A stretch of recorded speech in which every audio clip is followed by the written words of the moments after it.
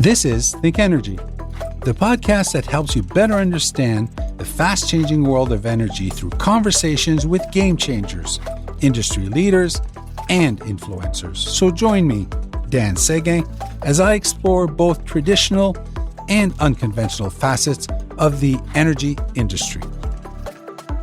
Hey everyone, welcome back. According to the Weather Network, we can expect an increase in extreme weather events as a result of rising global temperatures. While assessing risk is in the DNA of every utility company, there are some utilities that are predispositioned to more frequent crises and emergencies. Is it hereditary or is it environmental? We're going to go with environmental. Utilities across the world are storm hardening their equipment and systems in preparation for more violent storms caused by climate change. In the past 6 years alone, Ottawa has had its share of extreme weather events. With multiple windstorms, ice storms, floods, heat waves, tornadoes, and Durango, there is an undeniable rising trend in frequency and duration of power outages as a result of extreme weather. That's because these natural events can cause extensive damage to electrical infrastructure, which means utilities are undertaking a number of initiatives to improve the resiliency of their systems so that when storms do occur, they are as prepared as possible.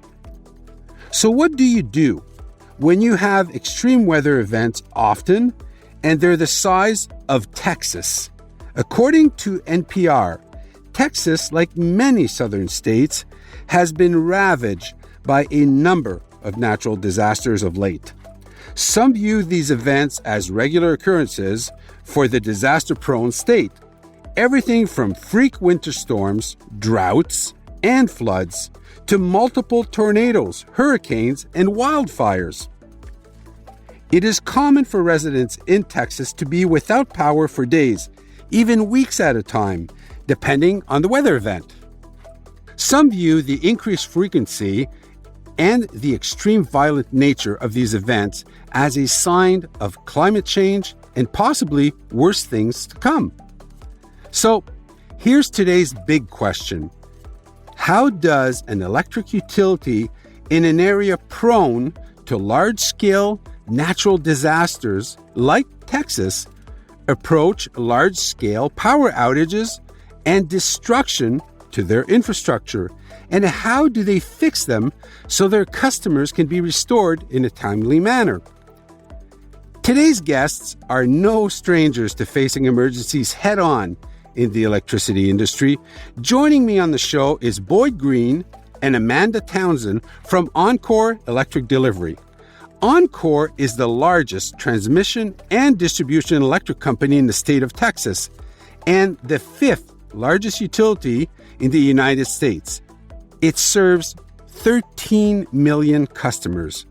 Boyd and Amanda, welcome to the show. Okay, let's begin. Oncor has faced some major storms over the years. What are three of the biggest lessons you've learned from a people and communications perspective when handling an electricity crisis? That's a great question. The three biggest ones, there's way more than three, but I think the first one is you really, in those times, you can never really over communicate, but you do have to make sure that your communication is clear and concise. You really need to focus in and make sure that people are getting the information that they need on the channel that they need. Same thing applies to blue sky, but it's even more pertinent when you're in a storm mode. I'd also say in the absence of information, people make up their own reality. And you have to be prepared to work through that. You've got to circumvent that. You've got to prevent that.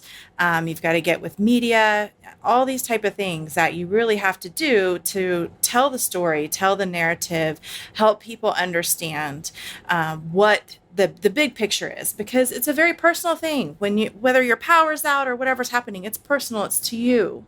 And you have to recognize that, but you also have to help them see it's not just you, it's everybody. You're not singled out. And last but not least, people will find you. So if you're not communicating, they will find you. I've had people find me on Facebook, on LinkedIn, and send me messages, and they're desperate for information, and so you need to be out there. You need to be in front of it. So, if I can add to that, just from an operations perspective, it's extremely important that operations has a good relationship with the customer-facing folks, because we rely on each other to get that message out to help our customers. Okay. Wondering if you could share with our listeners what your communication strategy is during a crisis. Who's in the room and on your team? What are the vital roles? So it varies from storm to storm, but if we're talking large scale storm, we're going through the full incident command process, and you've got all leadership that's in the room together, all trying to make decisions and give each other information. Our communication strategy is really try to get ahead of weather that we can predict, right? Start pushing out information on social. Don't want to bother people. So we don't want to send like a ton of push alerts, because that's not really what they signed up for. They can check the Weather Channel, but really trying to make sure that people understand, hey, we're here. We see it coming. We're ready to respond. That's the message we want to get out there. And then throughout the storm, we're working closely with our operations folks, getting information, trying to make sure that we're understanding the areas of impact. If we're going to have to set up restoration areas, are we going to have to bring in mutual assistance? What's really going on out there, so that we can turn around and tell the story. In my role, I'm really focused on customer communications. We have another team that's really focused on media communications. And so we're all working together to make sure that we have the same narrative, that we're giving the same information, so that there's no confusion. We also, we will communicate through a lot of our other internal channels. So we have area managers that are responsible for working with city officials. And so if we know there's impacted areas, we can convey information out to them. We can develop social posts, anything that they need to communicate with their constituents. We try to reach out each and every way that we can to capture everybody. Thanks for that. Let's dive into the technology, channels, or tactics you rely on most during a crisis to communicate with your customers and the public at large. Maybe you could expand on video, social, maps, and so on. So we try to communicate across a lot of different channels, because you really want to meet the customer where they're at. So we do a lot of pushing things out on social. We can do, targeting by zip code, all those sort of things. That's somewhat effective, but that doesn't capture everybody. During a crisis situation, when there's a large scale power outages, that's, your storm map is the most valuable tool that you have in your belt, because that's where people are coming for information. That's where the media is hanging out. So anything you put up there that's where your message is going to get cast from. So we really know that, and we leverage that opportunity to provide as much information as we can. We'll also send out ad hoc text messages. We'll do outbound phone calls, especially as we get further into the storm and maybe customers have been even longer without power, really making sure that they understand, hey, we're in the area. Even little things like, hey, you might see helicopters and drones. That's us doing damage evaluations. It's helping us restore your power. So they know we're there and we're working. Now, sometimes the crisis or the event isn't the story, but the ones your customers tell you. How do you get ahead of the story before public opinion shapes it for you? So this goes back exactly to what I said. In the absence of information, they make up their own reality. And you do have to get ahead of that. And a lot of that does come from our communications group with media. We like to have a meteorologist on staff that can actually do live cast and talk about weather, talk about what Oncor is doing, how we're preparing, give restoration updates, that has a really good, strong following. So you do have to get out there in front of it. You will have those times where things kind of spiral out of control. And in Texas, it's kind of unique, right? Because we're deregulated. So you've got a lot of parties, on the same boat, trying to tell their own story. And so you also have to graciously kind of step aside sometimes and let ERCOT or the retailers communicate with customers as well. So it's a shared communication space, which contributes to some confusion at times. So we really try to focus on making sure whatever we have to share is relevant to what we're doing, and it's very concise. Now, okay. Given the wide spectrum of events you deal with when it comes to power outages, what is the difference for you between an issue and a crisis? How are they defined, and what are the thresholds for Oncor? With that question, I think we deal with issues every single day. That's just our bread and butter outages, right? But an issue can easily turn into a crisis if it's the right customer that's out. So a hospital being out, that could be a crisis. But in terms of storms, right, a crisis, we define, there's several different levels, and it depends on what percentage of our customers are out. Does it affect just a district, or is it an entire region that has problems? Are the outages expected to be restored within less than 24 hours?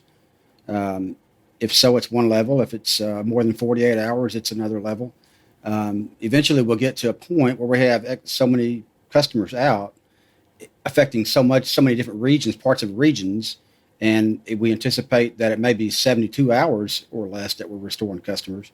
Then we'll open up the SEC or System Emergency Center to provide that assistance. And I think to add on to that, I think that the environmental conditions contribute to that too. So you can have a tornado come through and the next day it's blue sky.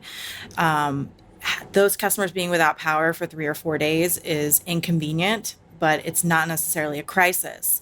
But if you fast forward and maybe you're in an ice storm and you're in sub-zero temperatures for 3 or 4 days without power, that changes the narrative. Okay, cool.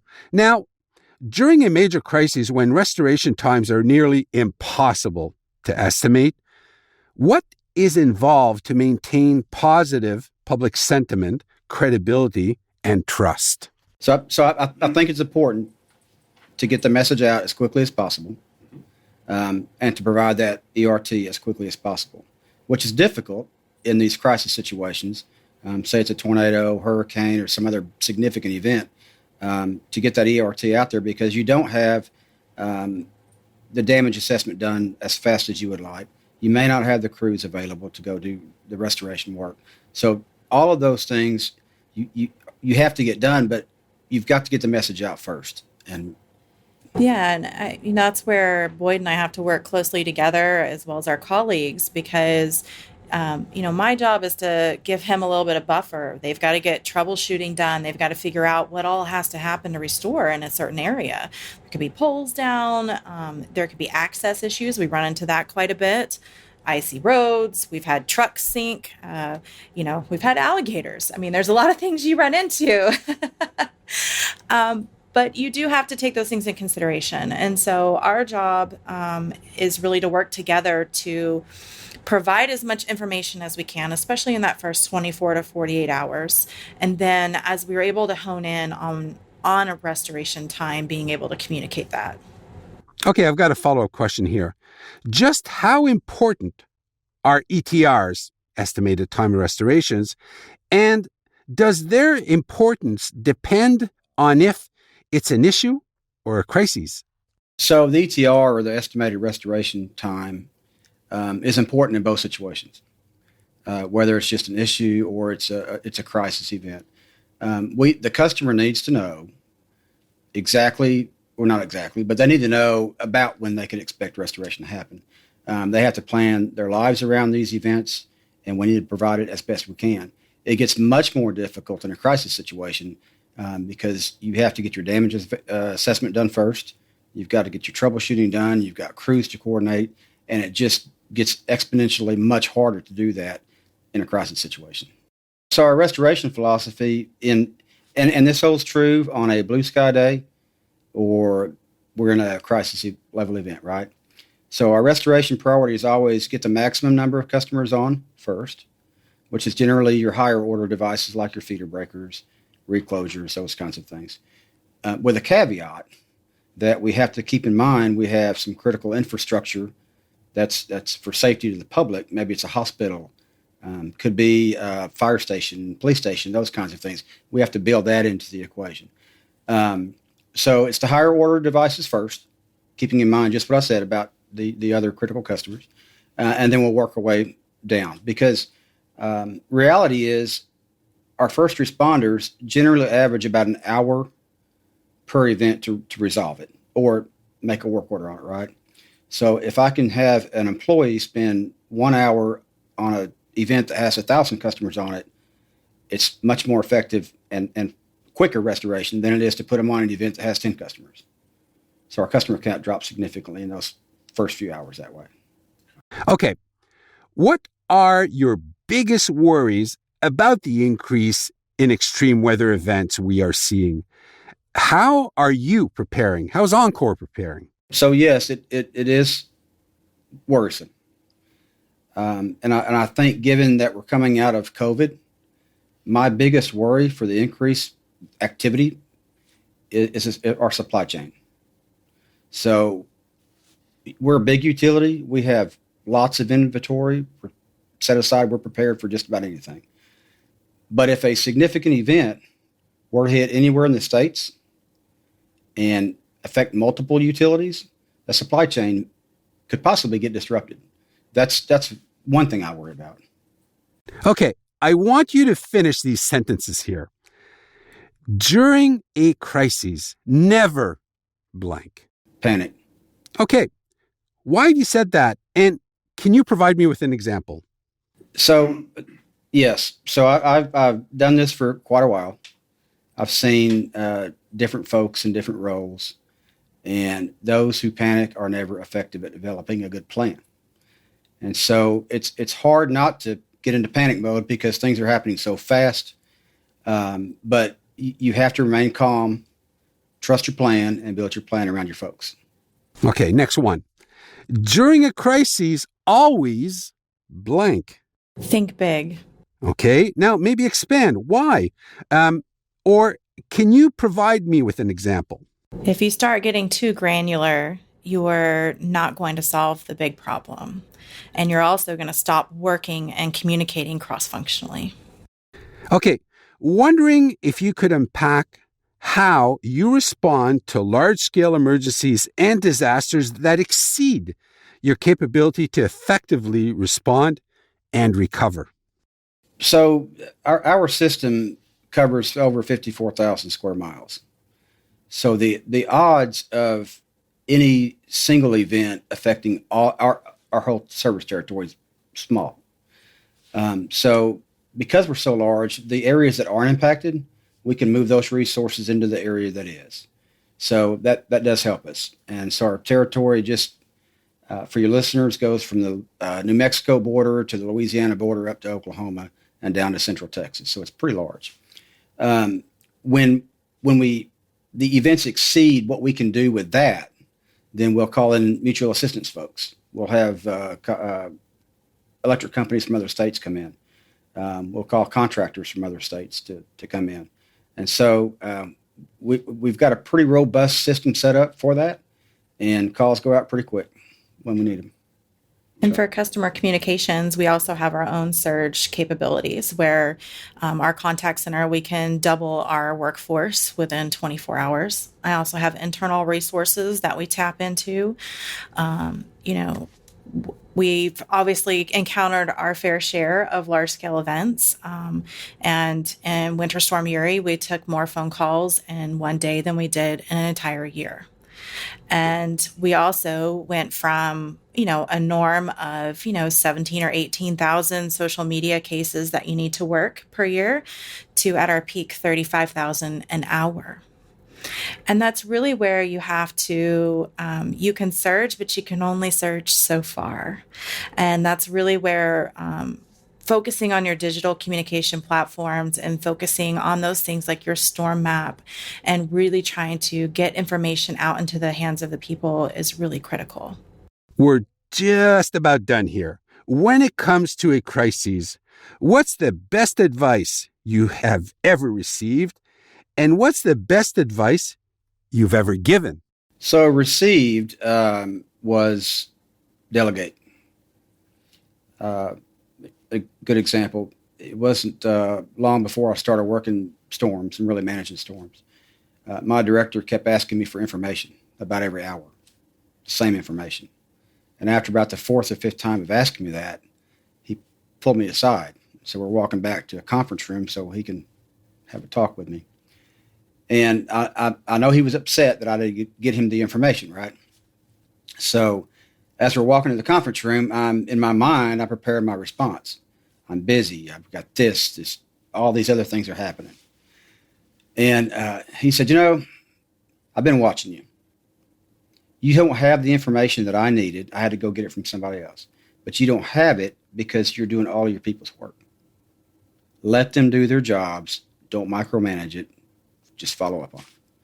So you have to delegate to get things done. So I would say the best advice that I ever received is it's not about you. This is not your time to step up and try to be, the who's who of the storm. You have a job to do and get it done. Work cross-functionally, support one another, and at the end of the day, it's all going to be okay. And I think what you just said is probably the best advice I've given to somebody. Stay calm.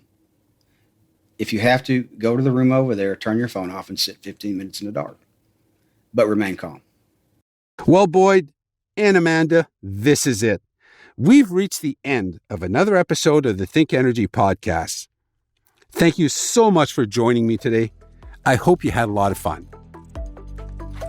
Thanks for tuning in to another episode of the Think Energy podcast. And don't forget to subscribe and leave us a review wherever you're listening.